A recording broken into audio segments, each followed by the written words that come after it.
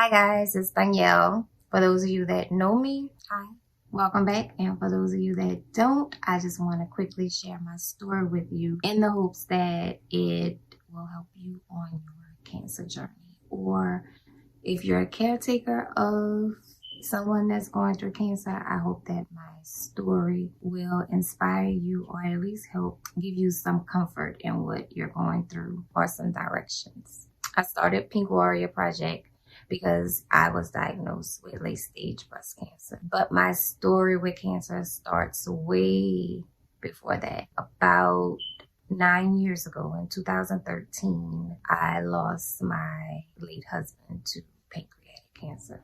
That was the beginning of my journey dealing with cancer. So I got to experience cancer from a caretaker side first. And 4 years to the date of losing him, I got diagnosed with late stage breast cancer. And so I got to experience cancer from a patient side. The experience from going through it from a caretaker, some things stay the same, but a lot of things changed on the patient side, just as far as like the outlook and things, the mentality, the emotions, just everything that he was going through. I got to understand and be able to put things in perspective when I'm talking to other caretakers or even other patients, like just what to kind of be conscious of when you're going through it, because it's like anything new, you got to go through it first to understand it. Well, on our anniversary, October 8th, I miscarried.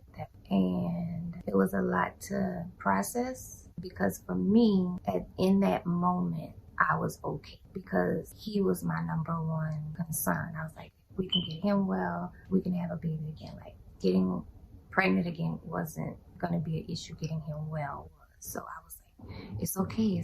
Like, we'll try again. Mind you, earlier that year on March 18th, I had miscarried earlier that year, being myself actively, going to Sam's, picking up on cases of water, not thinking about, anything. Honestly, I really didn't know for sure if I was pregnant or not, but we had been trying and I had missed my cycle. And I think maybe just like a couple of days before I miscarried, we had just found out, like literally like it was twins. I hadn't even went to like official doctor's appointment or anything yet. And then, so that happened like earlier that year. So this was like my second pregnancy that year. Honestly, looking back, I just feel like God knew that we were facing what we were facing before I knew. By him having cancer, maybe he would have passed that down. And, it was already, I feel like, written that his time was his time. And maybe leaving me with the baby that could have possibly been ill wasn't in the cards. And so that's how I rationalized that in my mind. It wasn't a punishment from God. It wasn't intended for me not to have those pregnancies, but that it just possibly could have been maybe another struggle. Sometimes those struggles that we go through can definitely make or break us, right? We have to find beauty in the small things and take away the positive, because if we always look at the negative, that'll manifest, turn into the negative. And if I feel like I know that my Heavenly Father wouldn't do anything to hurt me, then I also gotta feel that I have to trust him and trust the process, right? For me, the way I began to process and grieve was feeling like I have to share my story. Like I have to share this in order for other people to know that they could get through it, and that things that they're going through isn't because you're being punished or that you're being cursed or that it's anything that you've done in the past, but it's so that we could share our story to strengthen someone else through theirs. I remember going to church and someone was like,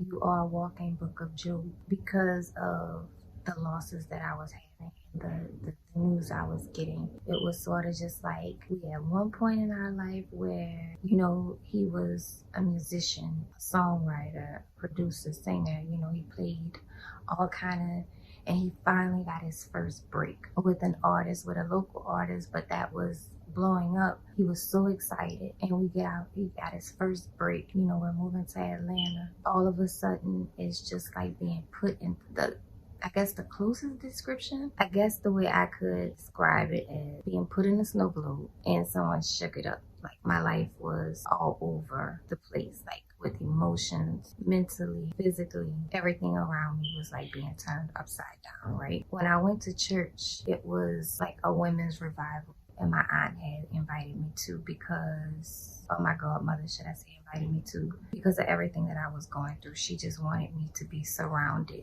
by women who were going to pray for me and be supportive of what I was going through. One of the ladies told me that I was the real life Job, which made me go home and read on the book of Job. And I could see like how our lives were somewhat being parallel. However, I was still in it. I had to push forward. Having this diagnosis and him having 30 days to live. And at this point, I think we're probably on 60 or 90 at the time of the miscarriage. So it's like the diagnosis, the house being on fire, lost the baby. We got hospitalized before Thanksgiving. I don't remember the exact date, but I remember just spending like almost a month in the hospital, and he passed away December 7th. My way of grieving was helping other families, and then that grew into the nonprofit that I currently have. Families going through cancer. My goal was to make the journey easier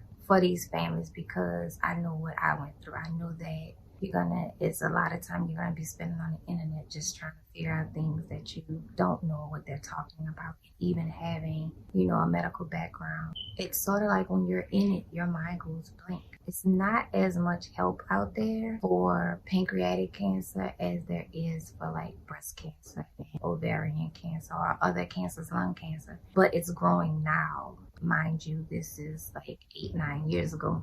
At that point, one, pancreatic cancer I had never heard of in our community. 2, just came at a time that I really didn't expect it. And 3, I felt like if I didn't hold my ground with these healthcare professionals, like we would have never known, and maybe just one day he just never would have woke up, right? Me telling my story and me taking you through my journey from day one starting with cancer, which is as a caretaker, as a wife, to now a survivor, is really to help people to listen and understand and know that they're not alone in this, and to give you some parameters on things that you can think about and either implement into your journey or just listen to. So I hope that helps. I hope that you continue to follow. I pray that you and your family are doing well, and I know that you guys are going to come out of this strong. I pray every night that any and everyone that is diagnosed with cancer, I pray for them and their family, because even though it might be me that's going through it, my entire family is going through it. And I think that people forget about the loved ones going through it just as much as the actual warrior that's facing it. That is what Pink Warrior Project is about. I hope you guys subscribe. I hope you guys follow. And most of all, I hope that you guys have some takeaways from me and my journey to you and yours.